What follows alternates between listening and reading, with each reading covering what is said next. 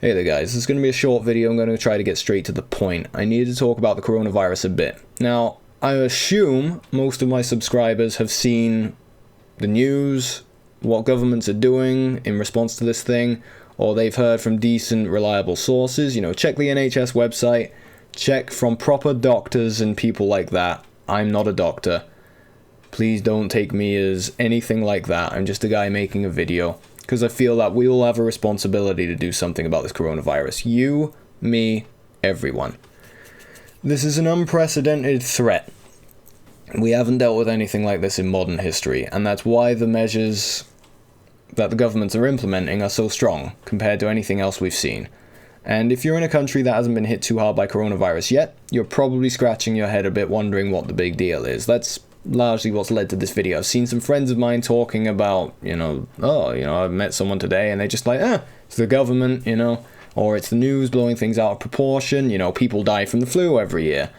I need to make it clear, if you don't know it already, and I assume you do, but I'll say it anyway just to be thorough, this is not a flu. This is not like the flu at all.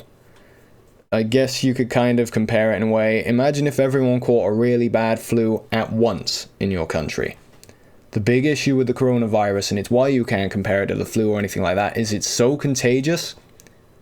If we do nothing to slow it down, it will completely overwhelm our health services. And at that point, you'll have people dying that otherwise wouldn't have to die just because they can't get treatment. That's the biggest issue with this, and that's why every country that's got a significant amount of the coronavirus is going into lockdown. There's no other way to combat it. We don't have a vaccine. It's a new virus. We don't know what to do with that yet. I'm certain people are working on it. I'm certain they're doing a wonderful job working as fast as they can. But until then, the only weapon we've got is to self-isolate, to slow the spread of this virus down, avoid getting too close to people, stay at home, and let our wonderful health workers do the incredible job they do. I can't overstate it, right? I'm not a religious person, but they are doing God's work. That's the only way I can put it. They're doing an incredible job. My brother, he knows several nurses, and he said, they're doing 48-hour shifts, constantly. They're getting no break. In Britain, our NHS was bled dry as it was. It was taking 5 weeks to get a GP appointment. I'm a carer for a friend of mine, so I've seen that a lot over the past year or two, and just, it's mental. The last thing those poor people working for the NHS needed was an epidemic, or pandemic, whatever technical term is. But yeah, they are working so hard and doing everything they can, but it won't be enough to combat how contagious this virus is, which again, is why we all need to chip in and do our bit. So that's pretty much the point of this video. I need to emphasize it for people in countries that aren't hit so hard by it yet. If you have the coronavirus in your country at all, it is going to spread fast. Very fast. I'm sure you don't need me to tell you. I'm sure you've heard it already.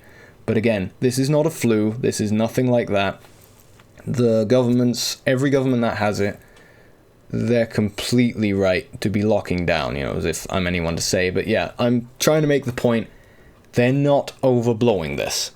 Not at all. Life in Britain has changed drastically in the past week or so, because initially they didn't want to close the pubs. They didn't want to do things like that. Things have to get pretty bad for Britain to close its pubs, and they've had to.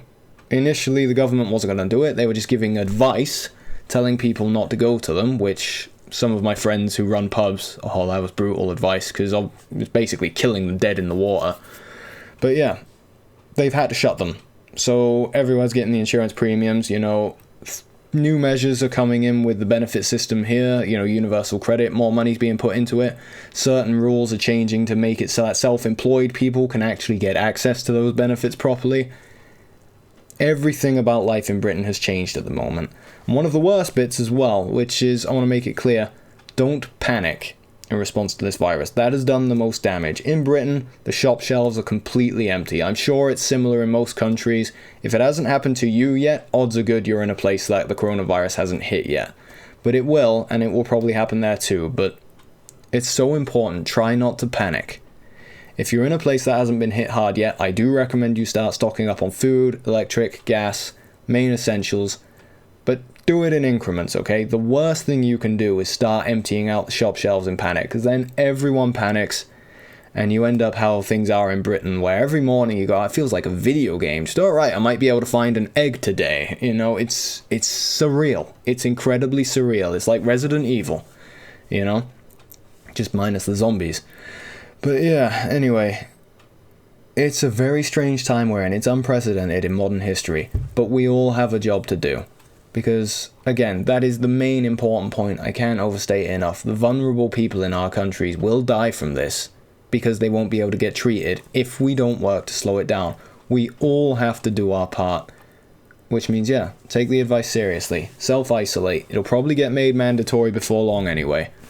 But start doing it now. It will help. It really will help slow this thing down. Because if you have people that you care about that are vulnerable, people with heart issues, asthma, like my family. You know, my family, we have, more or less everyone has heart problems. Pretty significant heart problems.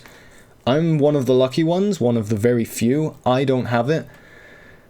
But I guess this is one of the main points of the video. I don't want to wind up in hospital watching my family have a doctor standing over them, having to weigh up the pros and cons of treating them or someone else. Because the public is too dumb. I'm not saying they are, but imagining if they were. If we were too dumb to follow the advice and slow this down, I don't know if I'd ever be able to get over that, watching my family in that situation. And same for many of you, I'm sure. We've all got loved ones we care about. We've all got people who are vulnerable.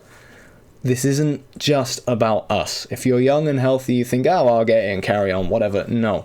You will give it to so many people long before you know you've got it. And that's the biggest threat here. We all have to chip in. So anyway, I sound very much like a broken record now, but yeah. We need to do everything in our power we can, and that's why I've done this video. If you haven't already been paying attention to what's going on in other countries that have really got this thing, go have a look, see what's going on, and start preparing for that, because odds are good it's going to happen.